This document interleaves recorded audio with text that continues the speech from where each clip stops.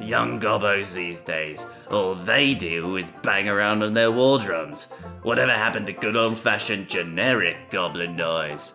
This video is sponsored by Cool Stuff Inc. With free weekly content and free shipping over $100, you can save 5% site-wide by using the promo code MTGMudsta. I'm also sponsored by Face to Face Games, Canada's premier Magic the Gathering store. Using the promo code MTGMudsta will get you 5% off site-wide, with eligible orders getting free shipping Canada-wide. If you're looking for a direct way to help the channel, please consider joining my Patreon and becoming a member of the Generic Goblin Gang. We are down to the last 2 days of the Folio Portfolio 2. It's been fully funded, with backers having been able to vote for some of their favorite arts to be made into playmats. If you're looking to back this project still, be sure to use my affiliate link found below. Hey gang, and welcome back. If you missed out on my stream, we recently played the Warhammer 40,000 Universes Beyond Precon decks, and we managed to get 2 games out of the stream. Mika is playing Marneus Calgar, Kevin has decided to play Anrakyr the Traveler, I'm playing Bel'Akor the Dark Master, and Maximus is playing Magus Lucea Kane. I win the die roll and start us off. I play a tapped Forgotten Caves. Max plays an Evolving Wilds. Mika plays a tapped Arcane Sanctum. Kevin has a tapped land as well with a Myriad Landscape. I play a Mountain and pass. During my end step, Max cracks the Wilds to find a basic. Max plays a basic and casts Farseek, going to find a tapped Cinder Glade.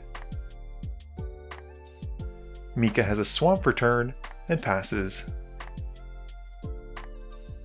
Kevin plays a Swamp as well and pays 2 for a Thought Vessel.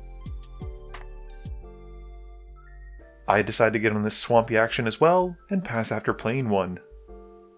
Max plays a Forest and now has enough to cast Magus Lucea Kane and pass his turn. During his end step, Mika cycles an Ash Barrens, going to find an island, which allows him to play a Port Town in his turn and reveal said island so it comes in untapped. Kevin plays a Swamp and just passes after that. I've got an island for turn, and then tap 4 mana for an Aspiring Champion. Maximus plays an Exotic Orchard, and then taps Lucea and 5 lands to cast a Mollix where X is 6. He gets a token copy of Mollix as well because of Lucea's ability, and he also comes in with 6+1/+1 counters. He has 2 fight triggers, and has one of them fight my champion, and as it dies, exiles it instead of going to my graveyard. He also gets to draw 2 cards from the Ravenous triggers. He then moves to combat, and gets a trigger from Lucea, putting a +1/+1 counter onto his commander. Mika plays an island, and casts a Primaris Chaplain. He then passes, and Kevin cracks the landscape at the end of turn to find 2 swamps. Kevin plays a Swamp, and taps enough for Anrakyr the Traveler, passing after that. I draw and play a Mountain. I cast a Pink Horror and ship the turn to Maximus. Max plays a land, and then taps out again using Lucea's ability to make 2 colorless to cast a Zoanthrope where X is 6. He gets another copy of the spell thanks to Lucea, which has 2 Zoanthropes entering. He deals 6 damage to me twice, and draws 2 cards from the Ravenous triggers. Moving to combat, he puts another counter onto Lucea, and then swings both of the Mollix at me. I chump one of them with the Pink Horror, but still take 7. As the Pink Horror dies, I make 2 Pink Horror tokens, and Max passes after that. Mika miracles a Seraphim as he draws it, and then pays the squad cost to get another token copy. He then moves to his main phase, playing a Plains for turn, and ships it after that. Kevin untaps and draws. He plays a Swamp, and then drops an Endless Atlas. He follows up with a Triarch Stalker, and moving to combat, picks Maximus with the Targeting Relay ability. He then swings Anrakyr at me for the trigger, and gets to cast a Locust Heavy Destroyer for free, but loses 4 life as a result. With it coming in, everyone sacrifices a creature, and Kevin passes after that. I draw and play a Swamp for my turn. I then cast my commander Bel'Akor, who as it enters, has me losing 2 life and drawing 2 cards as I control 2 demons. I'm looking for a boar whip at this point, but don't find it and ship the turn to Max. Max has a mountain for turn, and taps 3 mana for a Bone Sabers. He then taps 1 green for Hardened Scales, and gears up the token copy of the Zoanthrope with the Sabers. Moving to combat, he swings everything at me, and adds 5 counters to the token copy of Zoanthrope from the Bone Saber triggers, plus the 1 extra from the Hardened Scales. I block what I can, but still drop to 2. Mika draws and plays a Swamp before casting Marneus Calgar.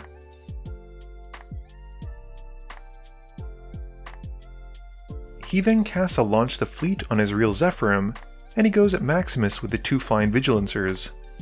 This lets Mika make a token as Zephyrim attacks, and draws a card from Marneus Calgar.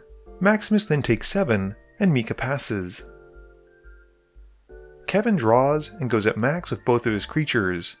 He gets Anrakyr's trigger, putting out a Caged Sun from his hand for free, and loses 6 life. He picks black as it enters. Max then takes a hit for 8. Kevin then unearths the Locust Heavy Destroyer, making everyone sacrifice a creature as it enters. Kevin then casts one of the most interesting cards in the deck, at least in my opinion, out of the Tombs. He then plays a flying blocker in the form of a Triarch Praetorian, and passes after that. I cast a Plague Drone and hope Max doesn't move to kill me, and pass turn. Maximus taps 3 to put New Horizons on an island, adding 2 +1/+1 counters to his Moloch. 5 mana then gets him a Screamer Killer, and he goes to combat. He swings the token Zoanthrope with the Bone Sabers and Moloch at me, getting 5 more counters onto the token. I block one of them, but still take lethal and am banished to the Eye of Terror. Mika plays a land and just passes with enough to activate Marneus Calgar. Kevin adds 2 counters to the Out of the Tombs and then mills 2. He draws for turn and uses the Endless Atlas to draw. Kevin then moves to combat, swinging the Triarch Praetorian at Max for 3. In his second main phase, he casts a Lich Guard and a Plasmancer, the second of which lets him go into his library to find a swamp and put it to hand. Maximus draws and taps 6 mana for the Swarm Lord, getting a trigger from the Screamer Killer, which deals 5 to the Plasmancer. The Swarm Lord also comes in with 2 +1/+1 counters, which gets an extra counter from the Hardened Scales trigger. He then goes to combat, swinging the geared up token Zoanthrope at Mika. He adds the appropriate amount of +1/+1 counters, and Mika blocks with the Seraphim token. Max then passes, and Mika activates Marneus Calgar at the end of turn, making 2 Astartes Warriors and drawing a card. Mika miracles Sister Repentia as he draws it for turn, and then casts Birth of the Imperium, making 2 Astartes Warrior tokens. He also draws another card from Marneus Calgar. He passes turn after that. Kevin adds 2 more counters on the tomb and then mills 4 cards. He draws for turn and plays a swamp. He then activates the Endless Atlas, drawing another card. Kevin then pays 5 for a Royal Warden, making 2 Necron Warrior tokens tapped as it enters. Cranial Plating then joins the party, and he equips it onto the Triarch Praetorian, which now has 11 power. He just passes after that. Maximus draws, and he and Kevin high-five after both revealing they only have lands in hand. Maximus then recasts his commander Magus Lucea Kane and uses the Screamer Killer trigger to take out a Zephyrin. He then plays a tap Path of Ancestry and moves to combat. He uses Lucea's trigger to put 2 +1/+1 counters onto the real Zoanthrope. He then swings both of them at Mika, adding 5 more +1/+1 counters onto one of them thanks to the Bone Sabers. Both of them connect, with Mika taking 34 points of damage, and Maximus passes after that. Mika draws and plays a Skull Clamp, and then pays enough to equip it onto Sister Repentia, drawing 4 cards and gaining 2 life as she dies, and the Skull Clamp triggers. He then plays an Exotic Orchard, and remembers his saga should have been ticked down 1. This means Kevin and Max should have sacrificed a creature, which they do so now. With the Swarm Lord seeing a creature die, Max draws a card. Mika then plays out the Flesh is weak, adding a +1/+1 counter to all of his creatures, which are now also artifacts. Additionally, non-artifact creatures also become weaker by -1/-1. This surprisingly doesn't hurt Kevin at all. He then puts the Skull Clamp onto Marneus, and swings his tokens and commander at Maximus. Max blocks what he can, but still takes 9. He draws from the Swarm Lord dying, and Mika then moves over the Skull Clamp and passes. Kevin adds 2 more counters onto the tomb, and mills 6 cards. He then draws for turn and plays a swamp. He counts up his power and casts a Scepter of Eternal Glory. Kevin at this point realizes that with the Triarch still giving his creatures menace against Maximus, and his Praetorian being able to fly over Mika's blockers, he can take them both out in combat, and does so, winning the game. Game review time! These decks are outrageously fun and easily the best pre-constructed decks I've ever played with. They're synergistic, they have a great amount of removal, and a great amount of threats. The only thing they're missing is a decent land base.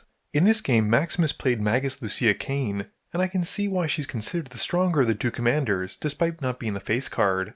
Getting a second version of the Tyranid that you cast that has an X in it is incredibly powerful, and drawing 2 cards, not to mention usually getting 2 ETB effects, is even better. She also seems like a great Temur Hydra deck, if that was something you were looking to do.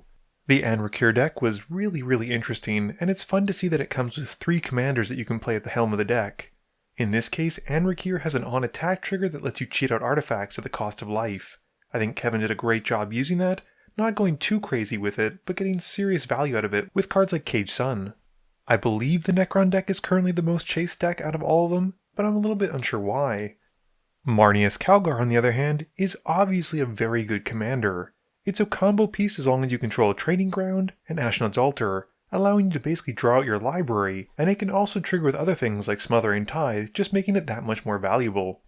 Bel'Akor seems like a really fun Grixis Demon Tribal deck. Unfortunately, I didn't get to do very much, despite the fact that I had a bunch of demons in my hand. Maximus and I had talked about it earlier, and we both kind of agreed that in EDH, if you're an aggressive deck, you really can't waste time focusing on multiple opponents. You really want to try and devote your resources to take one of them out, and hopefully have enough gas to take out the other 2 opponents before they wise up and take you out. This video wouldn't be possible without the help from my sponsors, Cool Stuff Inc., Multizone, Original Magic Art, and Alter Sleeves. But it definitely wouldn't be possible without the help from you, the viewers, and my patrons. So I just want to say thank you for watching, and to remember, friends are just opponents you haven't eliminated yet.